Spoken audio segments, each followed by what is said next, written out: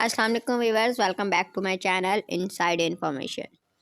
Guys, आज बात करेंगे 6 ऐसे हॉलीवुड मूवीज़ के बारे में जिनमें पाकिस्तान को बेइज्जत किया जा रहा है। नंबर 1 है ज़ीरो डार्क 30। 2012 में रिलीज़ होने वाली इस मूवी की पूरी कहानी ही पाकिस्तान को एक दहशतगर्द और इसे सपोर्ट करने वाली रियासत के तौर पर दिखाई जाती है। जब अमेरिका में सितंबर 11 के हमले के बाद दिखाया जाता है कि CIA के एजेंट कैसे पाकिस्तान के अंदर बेस बदल कर और घूम कर तालिबान के कमांडर और दुनिया के सबसे मोस्ट वांटेड दहशतगर्द को एबटाबाद के अंदर बिना पाकिस्तानी आर्मी को खबर लगे रातों रात मारकर इस मिशन को मुकम्मल करते हैं, जबकि हकीकत में वही तालिबान आज भी मौजूद है, मगर अपने खुद के मुल्क के साथ। और रात के अंधेरे में कौन घर भागा सब कुछ छोड़कर, ये आपको बताने की ज़रूरत ही नहीं है। बज़ाहिर लोगों को देखकर लगता होगा कि ये मिशन दरअसल हकीकत में भी ऐसे ही सरअंजाम दिया गया होगा, लेकिन हकीकत तो ये है कि इस मिशन के और तालिबान कमांडर की मौत के सबूत आज तक दुनिया के सामने नहीं लाए गए और ना ही इनकी लाश की कोई तस्वीर मौजूद है। बस दुनिया के सामने अपनी फौजी बढ़तरी दिखाने के लिए और शर्मिंदगी से बचने के लिए एक छोटा सा और फेक ऑपरेशन किया गया, जिसकी तरबियत शायद इन्होंने इंडिया से ही ली होगी। बिल्कुल वैसे ही जैसे रूस को अपनी हवाई बढ़तरी दिखाने के लिए अमेरिका इस खिलौने के साथ चांद पर पहुंच गया, लेकिन ना तो आज तक इसके सबूत दे सका और ना ही दोबारा चांद पर जा सका। नंबर 2 है GI Joe में series military science fiction film डेलिएशन एक ऐसे मिशन की कहानी को दिखाती है जिसमें पाकिस्तान और शलवार कमीज में मलबूस सर पर अमामा बांधे मुसलमान को दहशतगर्द और जाहिल कौम के तौर पर दिखाया गया है, जिसके हाथ न्यूक्लियर बॉम्ब जैसा ऐसा हथियार आ चुका है जिससे वो किसी भी वक्त दुनिया में तबाही का बायस बन सकता है। फिल्म का मरकजी किरदार मशहूर रेसलर और एक्टर जॉनसन दी रॉक है। इसकी शुरुआत में हम देखते हैं कि पाकिस्तान के मौजूदा वज़ीर आज़म को कुछ दहशतगर्द कत्ल करके पाकिस्तान के न्यूक्लियर प्रोग्राम पर कब्जा कर लेते हैं, जिससे मुल्क के अंदर काफ़ी अफरा तफरी फैल जाती है। इसलिए GI Joe की टीम को इस खुफिया मिशन पर पाकिस्तान भेजा जाता है कि वो इन दहशतगर्दों को ख़त्म करके न्यूक्लियर प्रोग्राम को अपने कब्जे में ले लें ताकि पूरी दुनिया को तबाही से बचा सकें। और ये टीम बिल्कुल ऐसा ही करती है और मिशन के बाद न्यूक्लियर हथियारों को ऐसे गाड़ी के अंदर डालकर ले जाती है जैसे कि घर से ग्रोसरी का सामान लेने आए थे और पाकिस्तान से चाय पिए बिना ही वापस अमेरिका आ जाते हैं, जिससे पूरी दुनिया को ये पैगाम दिया जाता है कि पाकिस्तान की मिलिट्री इंटेलिजेंस ISI, जो पूरी दुनिया के नंबर 1 पर रैंक करती है, वो इतनी कमज़ोर है और इतनी अपने नशे में मस्त है कि ना तो इसे इस बात की खबर होती है और ना इस सूरत हाल को संभालने में वो सीरियस नज़र आती है, जो कि असल हक़ाइक़ से बिल्कुल हटकर है।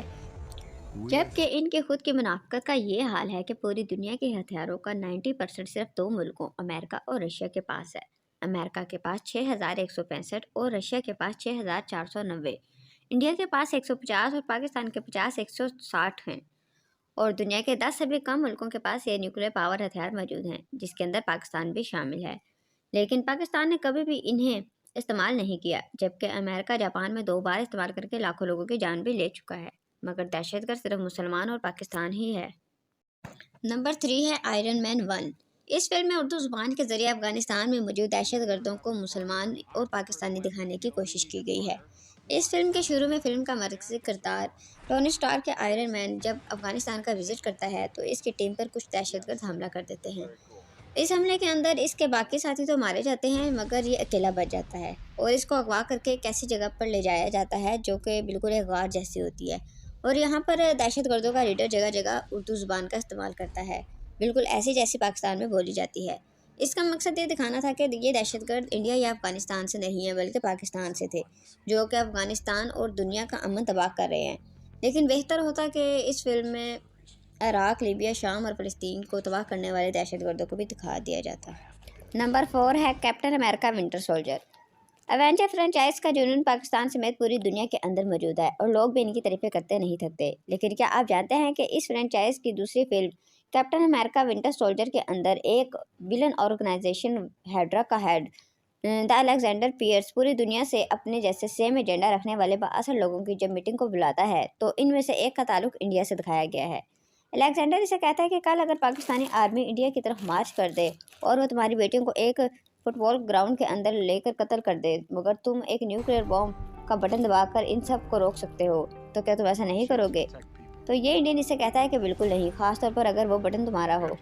इसी तरह एक बार फिर से पाकिस्तान को दहशतगर्दी से जोड़कर दुनिया में बदनाम करने की कोशिश की गई है और ये तासुब दिया गया है कि हमेशा जंग और लड़ाई के लिए पाकिस्तान ही पहल करता है, ना कि इंडिया।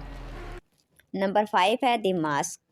द मास्क सीरीज की दूसरी फिल्म के अंदर ना सिर्फ पाकिस्तानी प्रोडक्ट्स का मजाक बनाया गया बल्कि इसे नीचे फेंक कर तोड़ते हुए भी दिखाया गया है, जो कि फिल्म के अंदर दिखाना बिल्कुल ही गैर ज़रूरी था। फिल्म के अंदर एक सीन में हीरो अपने मास्क को तलाश कर रहा होता है कि अचानक उसकी नज़र एक दूसरे मास्क पर पड़ती है जिसे वो अपना समझकर उठा लेता है। इस पर मेड इन पाकिस्तान लिखा होता है और ये शख्स इसे पढ़कर गुस्से से ज़मीन पर पटक देता है, जो कि पाकिस्तान की बनी हुई प्रोडक्ट्स की बेइज्जती है।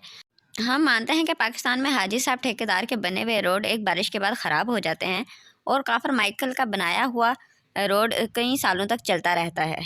मगर अच्छे और बुरे लोग तो हर माशरे के अंदर होते हैं, मगर सिर्फ बुरे लोगों को हाईलाइट करके जज करना कहाँ का इंसाफ है। पाकिस्तान के आम पूरी दुनिया के अंदर मशहूर हैं। हर दूसरे फीफा वर्ल्ड कप में पाकिस्तान के बने हुए फुटबॉल इस्तेमाल होते हैं। पिंक नमक पूरी दुनिया में बेहतरीन सिर्फ पाकिस्तान के अंदर है। मगर ये सब चीज़ें किसी भी मूवी के अंदर हाईलाइट क्यों नहीं होती? क्योंकि ये एजेंडा में शामिल ही नहीं है। नंबर 6 है money heist. Money heist season 4 के अंदर पाकिस्तान के एक सीन को शामिल किया गया है, जिसके अंदर हम देखते हैं कि प्रोफेसर पाकिस्तानी हैकर को एक वारदात की प्लानिंग में हैकिंग का काम सौंपते हैं और हमारी भोलिया आवाम इस सीन के अंदर पाकिस्तान का नाम शामिल होने पर इस तरह मेंढक की तरह छलांगे मार रही है जैसे ये कोई प्राउड मोमेंट हो। अरे भाई साहब, ये कोई प्राउड की बात नहीं है, ये हैकिंग है जो पूरी दुनिया में इलीगल है, यानी गैर कानूनी है, और पाकिस्तान गैर कानूनी कामों के लिए दुनिया की हेल्प कर रहा है। इसमें प्राउड किस बात का? और जहाँ तक पाकिस्तानियों का आईटी के अंदर टैलेंटेड होने का ताल्लुक है तो इसके अंदर तो कोई शक ही नहीं है। हैकिंग बस कंप्लीट होने ही वाली होती है कि बारिश की वजह से पीटीसीएल का इंटरनेट ही बंद हो जाता है और ये कौम इस टैलेंट को सबा इजी लोड वाली और बेनज़ीर इनकम सपोर्ट प्रोग्राम और जीतो पाकिस्तान के मैसेजेस में ज़ाया करती रहती है। और ये जो सूटर लगाता हुआ हैकर जो आप देख रहे हैं, ये हकीकत में अपने कंप्यूटर पर आई थिंक GTA खेल रहा होगा। और बाकी आप इस बारे में क्या सोचते हैं, अपनी कीमती राय का इज़हार ज़रूर कीजिएगा और अगर आपको वीडियो पसंद है तो प्लीज़ लाइक कीजिएगा और अगर आपने हमारे चैनल सब्सक्राइब नहीं किया प्लीज़ सब्सक्राइब माई चैनल।